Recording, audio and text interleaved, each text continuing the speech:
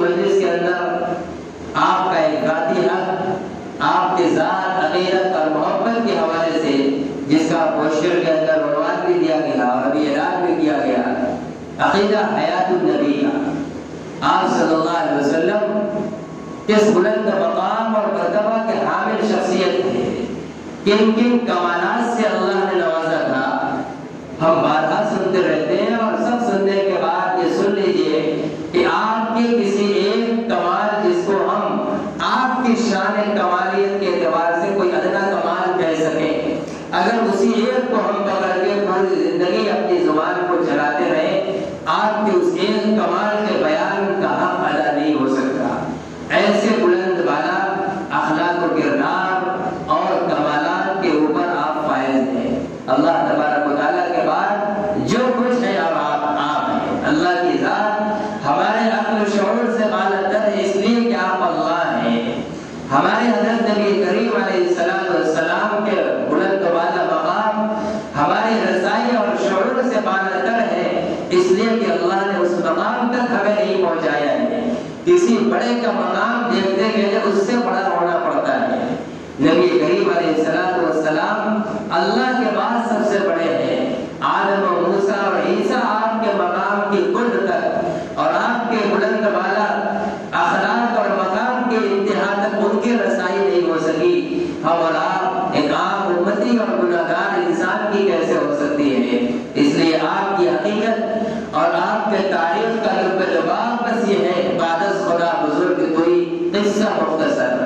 اللہ کو جتنا بلند بالا سوچ لے وہ کم ہے، ہماری عقل تھک جائے گی، عقل اس بلندی کا اندازہ لگانے تک نہیں پہنچ پائے گی۔ اللہ اتنے بلند بالا ہے، اس بلند بالا ذات کے بعد اگر کچھ ہے تو وہ اس پوری کائنات کے اندر حضرت محمد رسول اللہ صلی اللہ علیہ وسلم ہے۔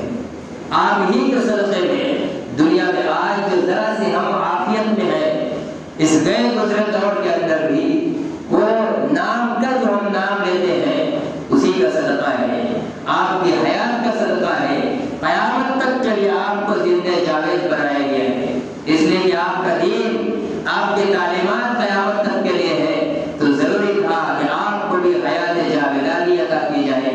اس لیے اللہ کے نبی صلی اللہ علیہ وسلم جب تک ہے، چاہے جب تک اپنے اس جسم خاکی کے ساتھ صحابہ کے درمیان رہے یا 63 سال عمر پورا کرنے کے بعد قبر شریف کے پردے میں چلے گئے، چاہے اس حیات میں ہو چاہے اس حیات میں ہو، آپ کا وجود ہی پوری امت کو ڈھانپے ہوئی۔ اللہ تبارک و تعالیٰ کا اعلان ہے کہ اللہ آپ کے بعد اس امت کو، چاہے امت مسلمہ ہو چاہے امت کافرہ ہو، اس کو عمومی عذاب نہیں دے گا فرعون و قارون کی طرح، پچھلی قوموں کی طرح اس امت کے اوپر عذاب نہیں آئے گا۔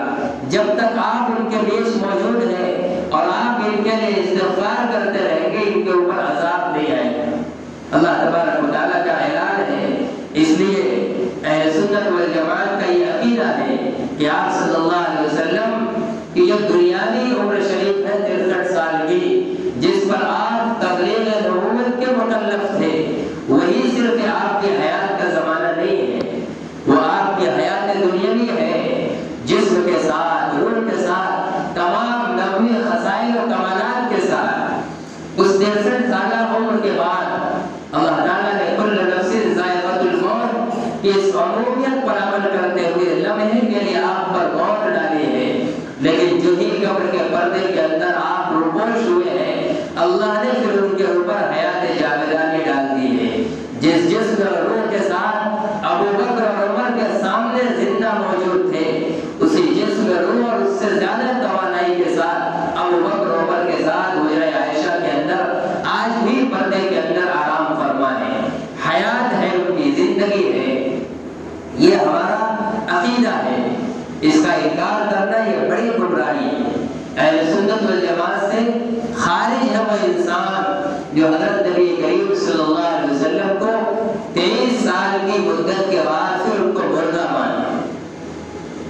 اس کے اوپر اللہ تبارک و تعالیٰ نے قرآن کریم کے اندر بھی دلائل بیان فرمائے ہیں، اور نبی کریم صلی اللہ علیہ وسلم نے خود حدیث طیبہ کے اندر بھی اور مختلف زمانوں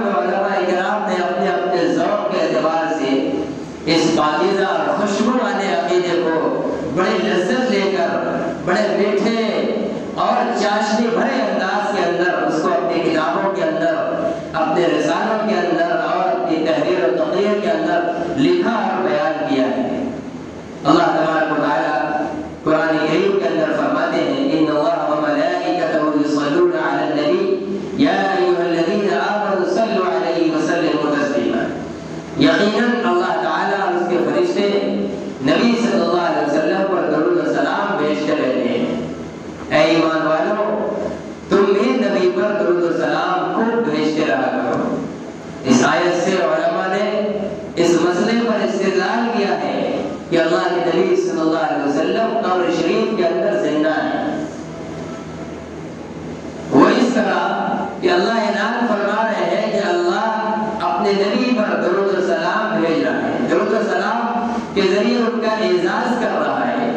اور آپ قبر کے اندر مردہ پڑے رہے، مردے کا کیا اعزاز ہوتا ہے؟ اعزاز تو زندوں کا ہوتا ہے۔ اللہ مسلسل بھیجتے رہتے ہیں۔ اللہ تعالیٰ تو اپنے نبی پر رحمتوں کی اور درودوں کی بارش بھیجتے رہے اور نبی ہو کے مردہ پڑے رہے، ان کو احساس تک نہ ہو جب تک معزز کا اور معظم کا جس کا اعزاز کیا جا رہا ہے وہ بیدار نہ ہو، اس کی توجہ نہ ہو، تو پھر اعزاز کرنے والے کو اعزاز میں مزہ نہیں آتا ہے، پھر اعزاز سے توجہ ہٹ جاتی ہے۔ جب اللہ مسلسل اپنے نبی کا اعزاز میں لگا ہوا ہے، رحمتیں اور درود بھیج رہا ہے، یہ زندہ علامت ہے اس بات کی کہ آپ صلی اللہ علیہ وسلم قبر شریف کے اندر اللہ کے ان اعزازات سے لطف اندوز ہو رہے ہیں، آپ خوش ہو رہے ہیں، آپ کو اللہ کے اعزاز سے مزہ آ رہا ہے۔ لطف اندوز ہونا، خوش ہونا، مزہ آنا یہ زندوں کی صفات ہے، مردوں کی صفات نہیں ہے۔ اسی طرح جو شہیدوں کے بارے میں اللہ نے فرمایا ہے وَلَا تَقُولُوا لِمَن يُقْتَلُ فِي سَبِيلِ اللَّهِ أَمْوَاتٌ بَلْ أَحْيَاءٌ وَلَٰكِن لَّا تَشْعُرُونَ۔ اے ایمان والو، اے لوگوں، جو راہ خدا میں شہید کر دیے جائیں، جن کی جان لے لی جائے، قتل کر دیا جائے، ان کو مردہ مت کہو۔ بل احیاء، جب مردہ نہیں ہے تو کیا ہے؟ بلکہ وہ زندہ ہے، ان کو زندہ کہو۔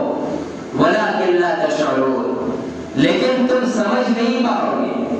شہداء اللہ کہہ رہے ہیں کہ مردہ مت کو زندہ ہے، لیکن تم کو ان کی زندگی سمجھ میں نہیں آئے گی۔ یہ مت کہنا کہ ہم کو آنکھ سے دیکھ کر مردہ نظر آ رہا ہے، منہ سے ناک سے سن رہے ہیں تو زندوں کی کوئی احساس محسوس نہیں ہو رہا ہے، کان لگا رہے ہیں تو دل کی دھڑکن کا کوئی احساس نہیں ہے۔ اس لیے اپنے دل و دماغ، آنکھ اور کان کا استعمال کر کے تم یہی کہہ دو کہ مردہ ہے، ایسا مت کرنا۔ یہ تمہارے شعور میں آنے والی زندگی نہیں ہے، شعور میں آنے والی یہ زندگی ہے اس زمین کے اوپر اور اس آسمان کے چھت کے نیچے۔ وہ زندگی ہماری آنکھ، کان، ناک، زبان اور ہاتھ سے سمجھنے والی چیز ہے، لیکن وہ پردے کے پیچھے کی زندگی یہ شعور میں نہیں آئے گی، اس کو تم سمجھ نہیں پاؤ گے۔ جب سمجھ نہیں پاؤ گے تو اللہ کہہ رہا ہے بغیر سمجھے مان لو، اس کو سمجھنے کی اب کوشش مت کرو۔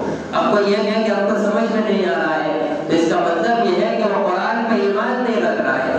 اللہ تو پہلے ہی کہہ رہا ہے کہ شہید زندہ ہے، لیکن اس کی زندگی تمہیں سمجھ میں نہیں آئے گی، لہذا اس کو ہمیں سمجھنے کی کوشش نہیں کرنا ہے کہ آنکھ فیصلہ کرے، کان فیصلہ کرے، زبان فیصلہ کرے، ناک فیصلہ کرے، چھو کر ہلا کر ہاتھ فیصلہ کرے کہ حیات ہے، تب ہم کہے نہیں۔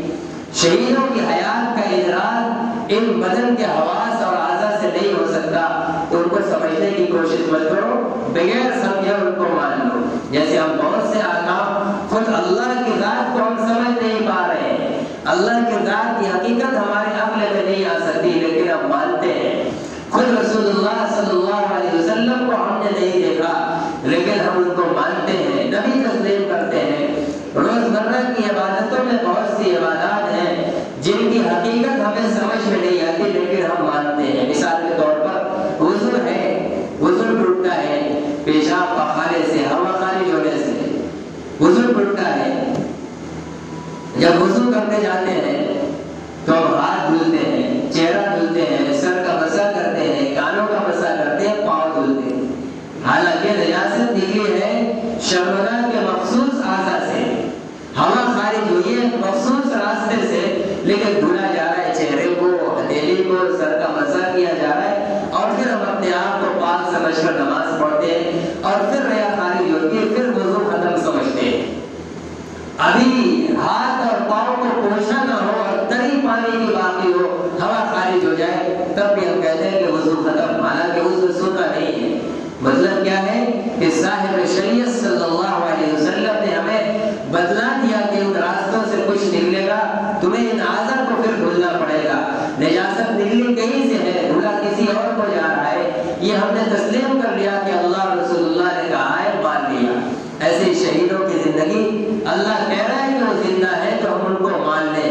عقل میں نہیں آئے گی، شعور پہ نہیں آئے گی۔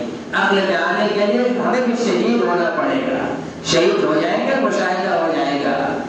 شہادت سے پہلے شہداء کی زندگی سمجھ میں نہیں ہے۔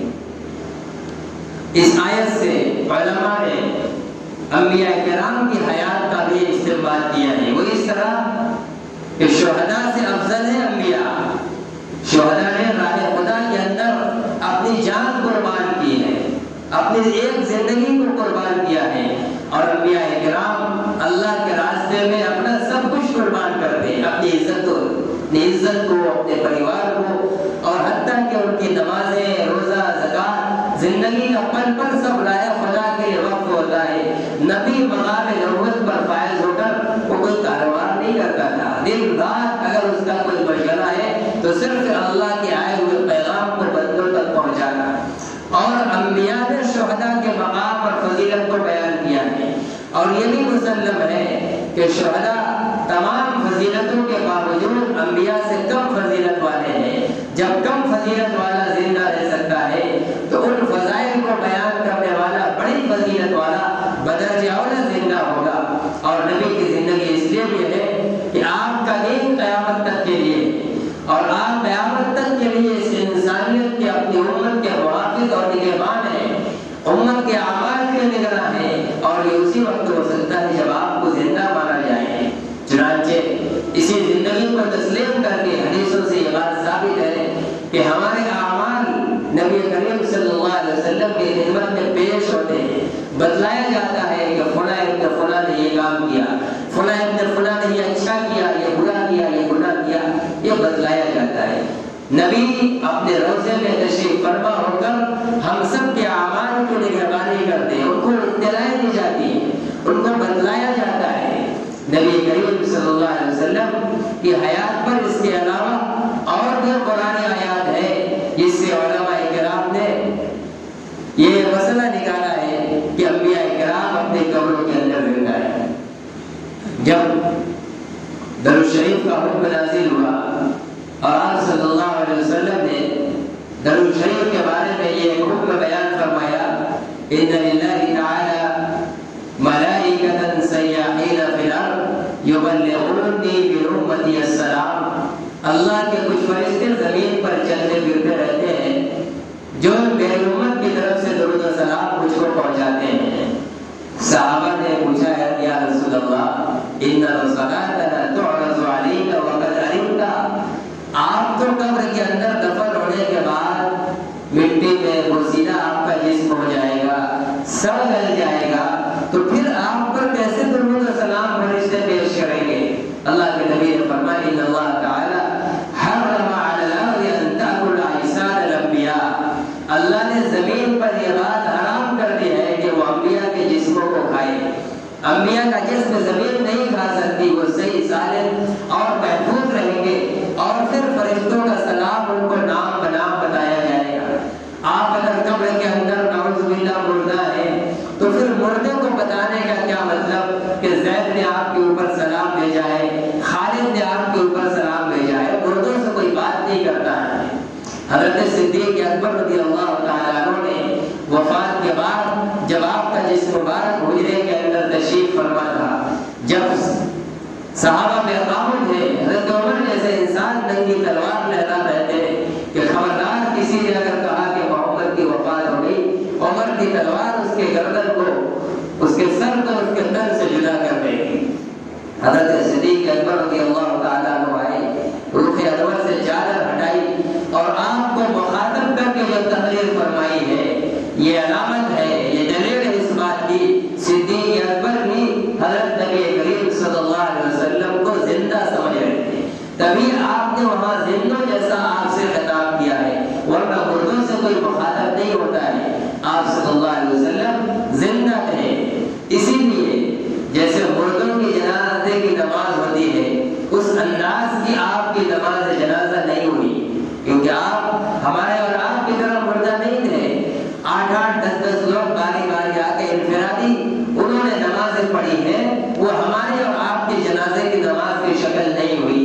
یہ سب علامت ہے اس بات کی کہ صحابہ کرام رضی اللہ تعالیٰ عنہ کی اس حقیقت کو آپ کے بیان کے بعد سمجھتے تھے کہ آپ اپنی قبر شریف کے اندر زندہ ہیں۔ کئی حدیثیں ہیں اللہ کے نبی صلی اللہ علیہ وسلم نے جس میں اس حقیقت کو بیان کیا ہے، الانبیاء احیاء فی قبورہم یرزقون، انبیاء اپنے قبروں میں زندہ ہیں، ان کو رزق دیا جاتا ہے۔ کہیں الانبیاء احیاء فی قبورہم یصلون، انبیاء اپنی قبروں میں نماز پڑھتے ہیں۔ حضرت انس فرماتے ہیں کہ رسول اللہ صلی اللہ علیہ وسلم نے فرمایا جس رات آپ معراج میں جا رہے تھے، راستے میں ایک مقام پر حضرت موسیٰ علیہ السلام سے آپ کی ملاقات ہوئی، آپ نے دیکھا کہ موسیٰ اپنی قبر کے اندر نماز پڑھ رہے ہیں۔ علماء لکھتے ہیں کہ ہمارے روایت کے اندر لقیت من لقائہ کا لفظ ہے کہ موسیٰ سے میری ملاقات ہوئی، موسیٰ کی روح سے ملاقات نہیں ہوئی ہے، موسیٰ جسمانی طور پر نبی کریم صلی اللہ علیہ وسلم سے ملے ہیں اور وہ عالم قبر کے اندر تھے، عالم برزخ کے اندر تھے۔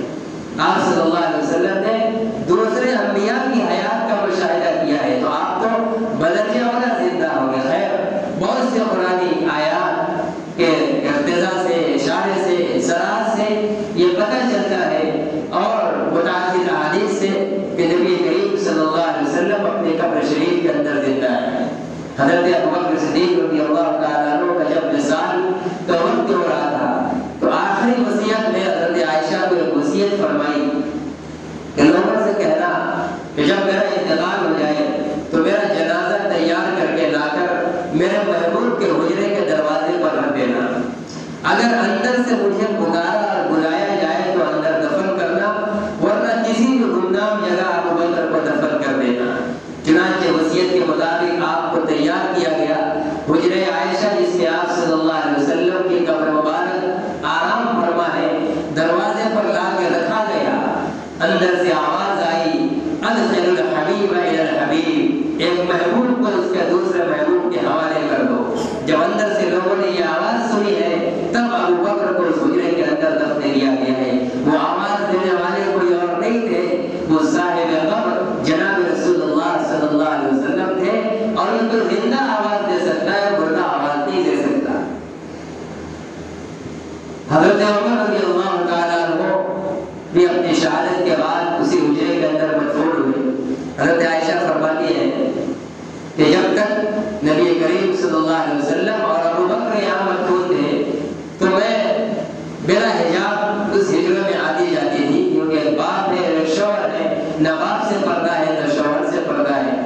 لیکن جب عمر دفن کر دیے گئے تو اب میں حجرے کے اندر جب بھی جاتی ہوں تو پردہ کر کے جاتی ہوں۔ علماء نے لکھا ہے کہ حضرت عائشہ کا پردہ کر کے جانا یہ صاف ہے کہ حضرت عمر شہید ہونے وہ یقیناً زندہ ہے، تو ان کے جو افضل ترین ساتھی ہیں صدیق اکبر اور جو ان کے سید الانبیاء ہیں ان سے افضل ہے حضرت نبی کریم صلی اللہ علیہ وسلم، وہ بھی زندہ ہے۔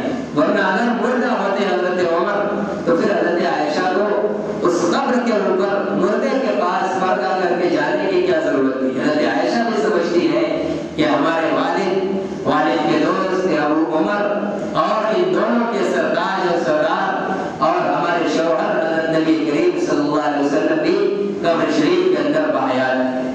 حضرت عمر بن خطاب کے زمانے میں دو دیہاتی باہر کے مسجد نبی میں تشریف لائے اور روزے کے حجرے کے پاس زور زور سے بات کر رہے تھے۔ عمر نے اشارے سے دونوں کو بلوایا اور معلوم کیا تو پتہ چلا وہ مدینے کے باہر کے کہیں گے۔ کہا کہ اگر مدینے کے ہوتے تو ابھی میں تم کو سخت سزا دیتا۔ نبی اکرم صلی اللہ علیہ وسلم تشریف فرما ہے اور ان کے سامنے تم اپنی آواز بلند کر رہے ہو۔ حضرت عمر بھی سمجھ رہے ہیں کہ آقا قبر کے اندر زندہ ہے، ورنہ مردے کے سامنے آواز بلند کرنے اور دھیمی کرنے کا کیا مطلب ہے؟ چنانچہ اسی بنیاد پر یہ حکم ہے تو اس مقام پر جب حاضر ہو تو جیسے صحابہ زندوں اس دنیا کی زندگی میں آپ کے سامنے آہستہ بات کرتے تھے، قدم کی آواز نہیں ہونے دیتے تھے، تمام جتنے ظاہری آداب ملاقات کے بجا لاتے تھے، آج بھی قبر شریف میں موجودگی کی حالت میں بھی وہاں پہنچنے والے کے لیے وہی آداب بجا لانا ضروری ہے۔ یہ سب علامات ہیں اس بات کی کہ آپ صلی اللہ علیہ وسلم اپنی قبر شریف کے اندر زندہ ہے، مردہ نہیں ہے۔ رہ گیا وہ مسئلہ کہ اللہ نے فرمایا کل نفس ذائقۃ الموت، کہیں فرمایا ان فَإِنَّكَ مَيِّتٌ وَإِنَّهُمْ مَيِّتُونَ، اے نبی آپ بھی مر جائیں گے اور لوگ بھی مر جائیں گے، اے ہر نفس ہر جاندار کو موت کا مزہ چکھنا ہے، تو بے شک آپ کے اوپر موت طاری ہوئی ہے، ہم اس کے انکاری نہیں ہیں۔ اہل سنت والجماعت یہ بھی مانتے ہیں کہ آپ پر موت طاری ہوئی ہے، لیکن پھر ہم اس موت کی بقا کو نہیں مانتے۔ آپ کے اوپر روح لوٹا دی گئی ہے، آپ قبر شریف کے اندر زندہ ہیں، جتنی طاقت اور پاور کے ساتھ دنیا کے اندر زندہ تھے، اس سے زیادہ طاقت اور پاور کے ساتھ قبر شریف کے اندر جو برزخ کی حیات ہے، قبر کی حیات ہے، آپ زندہ ہیں۔ لیکن عام مردہ بھی قبر کے اندر یا بوڑھے اس کو بھی حیات ملتی ہے، اتنی کہ اس کے قبر کے اندر عذاب جب ثواب ہوتا ہے اس کی روح کو ہوتا ہے، تو جسم کے اوپر بھی اس کا احساس ہوتا ہے، اتنی حیات ڈالی جاتی ہے۔ اور اللہ کے سنانے سے بہت سے مردے بھی اللہ جو بات چاہتے ہیں تو مٹی کے اوپر زندوں کی بات سنتے ہیں، لیکن وہاں حیات روح کے اندر عالم برزخ ہوتی ہے، اور روح سے معمول جسم سے معمولی سا تعلق ہوتا ہے کہ عالم برزخ میں عذاب روح کو ہوتا ہے، جسم بھی محسوس کرتا ہے، عالم برزخ میں ثواب اور جنت کا مزہ روح کو ملتا ہے، جسم بھی کچھ محسوس کرتا ہے۔ لیکن نبی کا معاملہ اس سے بہت بلند ہے، آپ کا روح اور جسم کا مکمل تعلق ہے جیسے دنیا میں تھا، بلکہ اس سے بھی زیادہ ہے۔ تو آپ کے اوپر موت طاری ہوئی، لیکن وہ موت باقی نہیں رہی۔ اسی لیے حضرت ابوبکر صدیق نے اس وقت آپ کو مخاطب کر کے کہا کہ خدا کی قسم اللہ آپ کو دو موتیں نہیں چکھائے گا، دو موتیں نہیں چکھائے گا، ایک موت چکھا چکا، آپ آرام فرما ہو گئے۔ اب جس وقت ابوبکر آپ سے مخاطب کر رہے ہیں، اب آپ باحیات ہیں، اب اس کے بعد پھر آپ پر موت نہیں آئے گی۔ اس دنیا کے کسی انسان کو دو موت نہیں ملتی ہے، نبی کو بھی ایک موت مل گئی، چند لمحے کے لیے پھر ختم۔ روایت کے اندر صراحت ہے، اللہ کے نبی فرماتے ہیں کہ لوگ میرے اوپر درود و سلام بھیجیں گے، مجھ پر پیش کیا جائے گا، کیسے؟ اللہ میری روح کو میرے اوپر لوٹا دیں گے، روح لوٹا دی گئی، آپ باحیات ہیں۔ یہ ضلالت اور گمراہی سے متعلق عقیدہ ہے، اس کو ماننا ہدایت ہے اور اس کا انکار کرنا ضلالت اور گمراہی ہے۔ کوئی عام بات نہیں ہے کہ کوئی مانے تو بھی ٹھیک، نہ مانے تو بھی ٹھیک، اس کا قائل ہونا ہی ہونا ہے، ماننا پڑے گا، ورنہ بہت سی آیات اور بہت سی روایات کا انکار لازم آئے گا، اور بہت سی روایتوں کی بیجا تعلیم کرنی مشکل پڑ جائے گی۔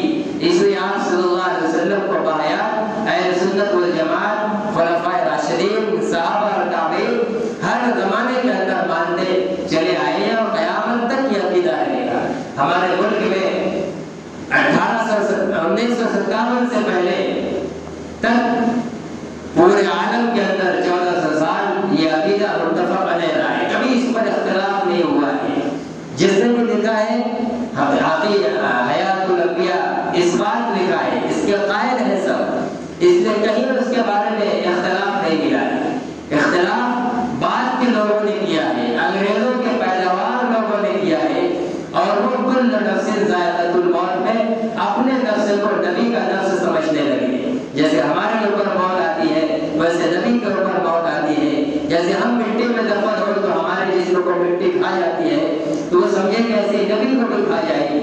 یہ ان کو دھوکہ ہوا ہے، یا وہ جان بوجھ کر امت کو دھوکے میں ڈالنے کی کوشش کر رہے ہیں کہ اپنے جسم پر نبی کے جسم کو قیاس کر لیا، اور اپنے جسم کے عوارضات اور خواص کو نبی کے جسم پر لاحق کر دیا۔ نبی کے اس زندگی کے اجسام کے اندر بھی بہت سے خصوصی کمالات تھے جو عام انسان کے اندر نہیں۔ ہمارا اور آپ کوئی جتنا بڑا سے بڑا ولی قطب اور غوث ہو جائے، پسینہ ہوگا تو اس کے بدن سے پسینے کی بدبو آئے گی، اور یہ اس کے ولی ہونے کے خلاف بھی نہیں ہے۔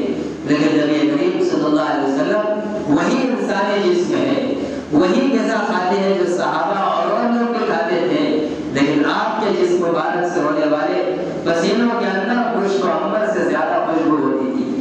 تو یہ بہت سے جو دنیا نے اپنی آنکھوں کو دیکھا ہے جس پر تسلیم ہے ایک پسینے کے بارے میں، ایسے ہی آپ کو رونے اور روح کے اور جان کے ذرے ذرے کے بارے میں اس کو تسلیم کرنا پڑے گا۔ آپ صلی اللہ علیہ وسلم صرف ایک ظاہری وصف بشریت کے ہمارے اور آپ کے مشترک ہیں، باقی اس کے خصائص نورانیت کسی چیز میں ہمارے اور نبی میں کوئی اشتراک نہیں ہے. زمین و آسمان سے زیادہ کا فرق ہے، اس سے زیادہ کا فرق ہے. تو جن لوگوں نے نبی کو اپنے نفس پر قیاس کیا اور اس طرح کی بات انہوں نے کہہ دی اور عقل سے اس کو سمجھنے کی کوشش کرنے لگی کیسے ہو سکتا ہے، قبر میں دفن کر دیا اور چند پھٹ کے اور چند انچ کے گڈھے میں لٹا کر مٹی سے پاٹ دیا گیا، تب وہ کیسے کھڑے ہو رہے ہیں، کیسے رکوع سجدہ کر رہے ہیں، کہاں سے کھا رہے ہیں، یہ پردے کے پیچھے کی بات ہے.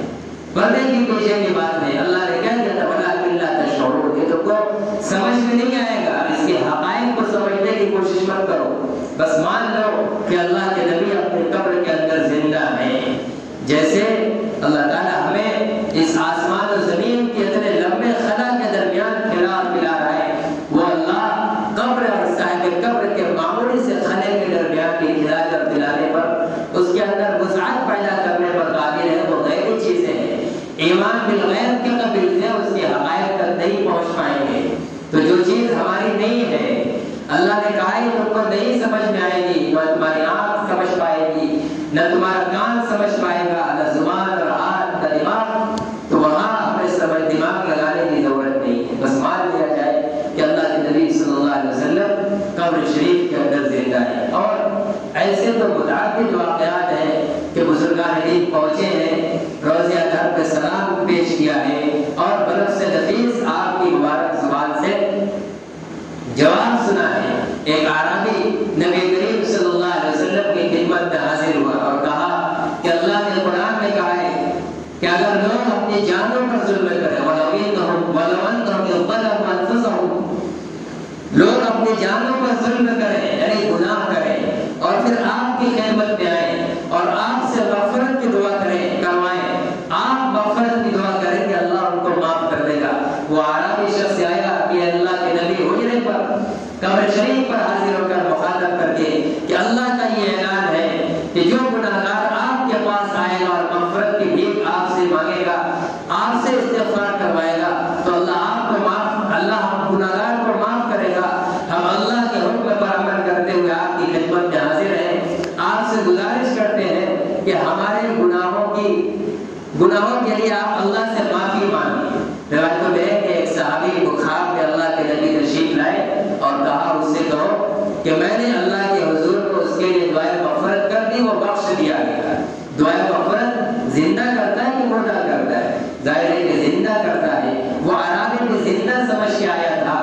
تو یہ آیت آج صرف دور صحابہ تک کے لیے نہیں ہے، آج ہم اور آپ بھی گناہ کر کے اگر اس روزے پر حاضر ہو جائے اس نیت سے کہ اللہ کے حکم کے مطابق دربار نبوت میں استغفار کی عرضی لگائیں گے، آپ دعائے مغفرت کریں گے، اللہ ہمارے گناہوں کو معاف کر دے گا. قبر شریف کے اندر آپ باحیات ہیں، زندہ ہیں. جمعے کے اندر میں نے بتلایا تھا کہ انبیاء پر جو موت طاری ہوتی ہے اور عام انسانوں پر طاری ہوتی ہے، دونوں کے روح قبض ہوتی ہے. دونوں کے لیے حدیث میں قبض کا لفظ ہے کہ فرشتے روح قبض کرتے ہیں، لیکن دونوں کے قبضیت میں فرق ہے. امتی کی روح کو قبض کرنا یہ خروج کے معنی ہے.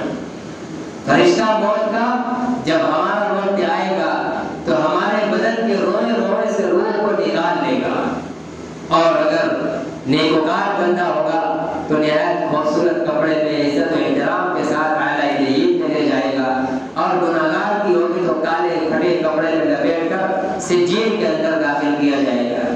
تو عام انسان غیر نبی کی روح پورے بدن سے نکال دی جاتی ہے. ہم اور آپ مریں گے تو سر کے بال سے لے کر پاؤں کے ناخن تک، اندر کے اعضاء حتیٰ کہ دل تک سب مردہ ہو جائے گا. لیکن نبی کریم صلی اللہ علیہ وسلم کا معاملہ حیات میں نیند کی حالت میں بھی ہماری اور آپ کی نیند میں جیسے مختلف تھا. صاحب ہے ان عینایا تنامان ولا ینام قلبی. ایک موقع پر آپ تشریف فرماتے اور فرشتے آ کر کچھ بات کر رہے تھے، آپ ان کی پوری بات سن رہے اور بعد میں صحابہ کو بتلا رہے. کیسے نیند کی حالت میں سنا آپ نے؟ فرمایا کہ نبی کا سوتے وقت نبی کی آنکھیں سوتی ہیں، دل نہیں سوتا ہے، اور کسی کی بات کو سمجھنے اور ادراک کرنے کا تعلق آنکھ سے نہیں ہے، دل سے ہے. جب نبی کا دل بیدار ہے تو سوئے کی آنکھ میں بھی وہ ہر ایک کو سن رہے ہیں، سمجھ رہے ہیں۔ بالکل اسی طرح آپ کی موت کا مسئلہ ہے، جیسے دنیا میں آپ کے دل پر نیند طاری نہیں ہوتی، ایسے ہی مرنے کے بعد موت جب آپ پر طاری ہو رہی ہے تو آپ کے دل پر موت طاری نہیں ہوگی۔ اس لیے کہ حدیث میں فرمایا کہ النوم اخو الموت، نیند یہ موت کا بھائی، اسی کی بہن ہے۔ یہ چھوٹی موت ہے، وہ بڑی موت ہے، یہ بھی اسی کا ایک پارٹ ہے۔ روح انسان کے بدن سے الگ ہو جاتی ہے، بسا اوقات ہوش و حواس کام نہیں کرتے، لیکن اس سے کچھ تعلق باقی رہتا ہے، اس لیے اس کا پیر ہلا دو، پورے بدن کو ہلا دو تو فوراً میں انسان جاگ جاتا ہے۔ اور جب روح کا مکمل بدن سے تعلق ہوتا ہے، ختم ہوتا ہے، تو پھر اس نیند کو موت کا نام دیا جاتا ہے۔ اب کتنا ہلایا جائے وہ کھڑا ہونے والا نہیں ہے۔ تو نبی کریم صلی اللہ علیہ وسلم نے جب نیند کو موت کی بہن کا قرار دیا، اسی جیسا قرار دیا ہے، تو جب معاملہ آپ کی نیند کے ساتھ ہے وہی معاملہ موت کے ساتھ ہوگا، دونوں میں کوئی فرق نہیں ہوگا۔ چنانچہ آپ نبی کی جب موت کا وقت آتا ہے، ایک فرق پہلا تو یہ ہوتا ہے کہ فرشتہ حاضر خدمت ہوتا ہے، بعد اجازت مانگتا ہے کہ اگر آپ کی اجازت ہو تو اللہ کے حضور سے بلاوا آیا ہے، اجازت ہو تو آپ کی روح نکالی جائے۔ نبی اجازت دیتے ہیں تب فرشتہ روح قبض کرتا ہے، بلا اجازت اس کی ہمت نہیں ہے، اور تب اس کو اوپر سے اجازت ہے، اوپر سے بھی اجازت نہیں ہے کہ بغیر نبی کی اجازت کے روح قبض کر لیا جائے۔ اور ہماری اور آپ کی کوئی اجازت کی ضرورت نہیں ہے، جب چاہتا ہے جہاں چاہتا ہے قبض کر لیتا ہے، قبض کر لے گا۔ اور دوسرا فرق یہ ہوتا ہے کہ ہماری روح بدن کے روئے روئے سے نکلتی ہے، اور نبی اکرم صلی اللہ علیہ وسلم یا انبیاء پر جو موت طاری ہوتی ہے تو ان کی روح کے قبض کرنے کا طریقہ اور مطلب یہ ہے کہ بدن کے سارے اعضاء سے روح کو واقعی سمیٹا دیا گیا، قبض ہوتی ہے، روح سمیٹا جاتا ہے اور اس کو دل کے اندر جمع کر دیا جاتا ہے۔ دل کے اندر گویا اور طاقت پیدا ہو جاتی ہے۔ حیات کا جو حصہ ہاتھ، پاؤں، آنکھ، کان، دل، دماغ، اعضاء جوارح کے اندر تھا، ان ساری روحوں کے حصے کو دل کے اندر جمع کر دیا جاتا ہے۔ اب دل کے اندر پہلے سے جتنی روح اور جو حیات کا پاور تھا اس کے اندر بڑھوتری ہو جاتی ہے۔ تو آپ کی موت جو طاری ہوتی ہے اسی طرح ہوتی ہے کہ اس روح کو پورے بدن سے دل میں سمیٹ کے جمع کر دیا جاتا ہے۔ روح قبض کرنا، قبض کے معنی عربی میں آتے ہیں کسی چیز کو سمیٹ کر ایک جگہ جمع کرنا، پھیلی ہوئی چیز کو سمیٹ دینا۔ تو ہمارے بدن میں جو روح پھیلی ہے اس کے قبض کا مطلب ہے خروج، اس کو پورے سمیٹ کر نکال دینا۔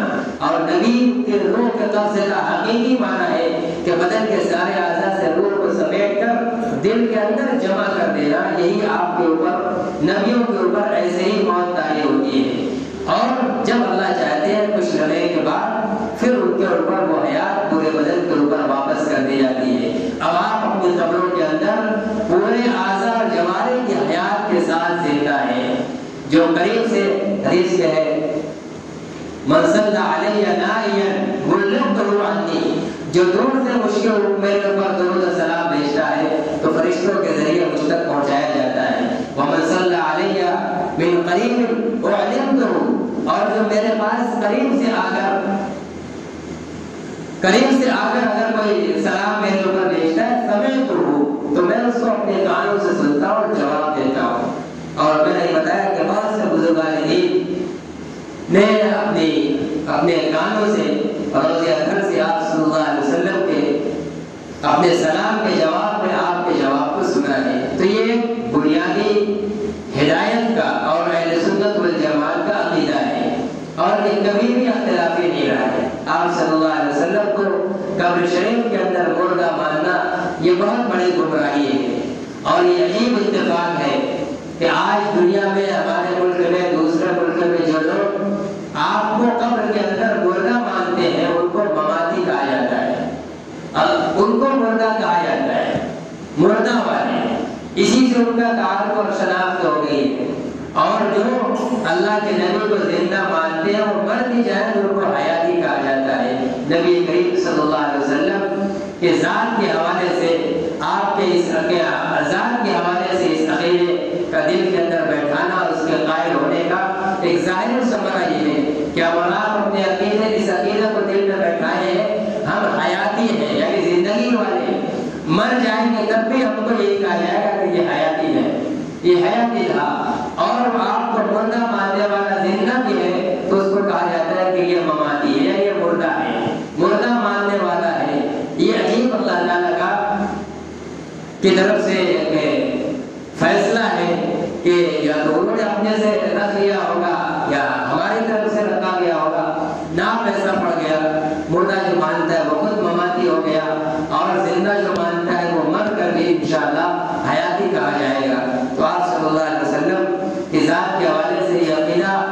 عام طور سے بیان نہیں کیا جاتا، اور ایک غلط فہمی ہمارے اکابر علماء دیوبند کے بارے میں مسلسل پھیلائی جاتی ہے جھوٹی، کہ وہ اللہ کے نبی صلی اللہ علیہ وسلم کو قبر شریف کے اندر مردہ مانتے ہیں۔ حالانکہ حقیقت یہ ہے کہ حیات النبی کے عقیدے پر جتنے بھی کتابیں اور رسائل لکھی ہیں سب ہمارے علماء نے لکھی ہے، دوسروں نے کچھ بھی نہیں لکھا ہے، صرف زبان کا دعویٰ ہے۔ ہمارے یہاں تفسیروں میں لکھا گیا ہے، حدیثوں میں لکھا گیا ہے، اور مستقل کتابوں کے اندر ابھی 500-600 صفحے کی کتاب مولانا علی صاحب نے ہم کو بڑی خوشبو والا عقیدہ ایک دیوبندی عالم کی ہے، حیات عقیدہ حیات النبی، موجودہ زمانے کے طالب علم مولانا محمد الیاس گھومن کی ہے، اور اس موضوع پر سینکڑوں بیانات یوٹیوب کے اوپر علماء دیوبند کے موجود ہیں۔ مولانا محمد قاسم نانوتوی رحمۃ اللہ علیہ جو تحریک دیوبند کے بانی مبانی ہیں، انہوں نے کتاب لکھی ہے آب حیات، نبی کریم صلی اللہ علیہ وسلم کی قبر کی زندگی پر ایسی کتاب لکھی ہے کہ نہ اس سے پہلے لکھی گئی اور نہ قیامت تک اب ایسی مضبوط کتاب لکھی جا سکے گی۔ جو بھی حیات النبی پر اب لکھے گا، سمجھے گا، پڑھے گا، مولانا نانوتوی کی آب حیات سے مستغنی اور بے نیاز نہیں ہو سکتا۔ وہ خالص الہامی کتاب ہے، اس کے اندر حیات النبی سے متعلق وہ مضامین ہیں جو اللہ تبارک و تعالیٰ نے خاص مولانا کے دل پر القاء فرمایا ہے، کہ اس سے پہلے علماء اور اکابر کے یہاں بھی وہ باتیں، وہ دلائل اور وہ طریقے بیان اور سمجھانے کا وہ طریقہ وہ نہیں ملتا ہے۔ تو حاصل یہ ہے کہ علماء دیوبند کا یہی عقیدہ ہے کہ اہل سنت والجماعت کا عقیدہ ہے کہ آپ صلی اللہ علیہ وسلم اپنے قبر شریف کے اندر زندہ ہے، اور دنیاوی حیات سے زیادہ پاور کے ساتھ زندہ ہے۔ جو آپ کی حیات کے اندر روحانی پاور تھا اس زندگی کے اندر، اس قبر شریف کی زندگی کے اندر اور بڑا ہوا ہے۔ یہی صحابہ، تابعین، خلفائے راشدین، ائمہ مجتہدین سب کا عقیدہ ہے۔ چاروں فقہ کی کتابوں کے علماء نے لکھا ہے، الانبیاء احیاء فی قبورہم یصلون یرزقون، اسی جیسے الفاظ کے اندر سارے علماء نے، فقہاء نے اس عقیدے کو اور اس مسئلہ کو بیان کیا ہے۔ تو یہ عقیدے کی بات ہے، ہدایت اور گمراہی کا مسئلہ ہے، اس لیے اس کو سمجھنا ضروری ہے، اور اپنے علماء کی طرف سے غلط فہمیوں کو بھی دور کرنا ضروری ہے۔ کسی کے ناکردہ جرم کو اس کے اوپر تھوپنا بغیر تحقیق کے یا الزام کے طور پر یا بدنام کرنے کے لیے اللہ تبارک و تعالیٰ ایسے لوگوں سے خود نپٹے گا، اور آخرت کے اندر بھی جو نپٹے گا اللہ تعالیٰ دنیا میں بھی نپٹتا ہے کہ ایسے لوگوں کے سنت کی برکات سے، ہدایت اور علماء اور یا اللہ کے قرب سے ایسے لوگوں کو محروم کر دیتا ہے، پھر وہ صرف بدعت ہی بدعت کے گڑھے میں گرتے چلے جاتے ہیں۔ اللہ تبارک و تعالیٰ ایسے تمام لوگوں کو ہوش کے داخل لینے کی توفیق عطا فرمائے، ہم سب کو ہدایت پر، صحیح عقیدے پر گامزن فرمائے۔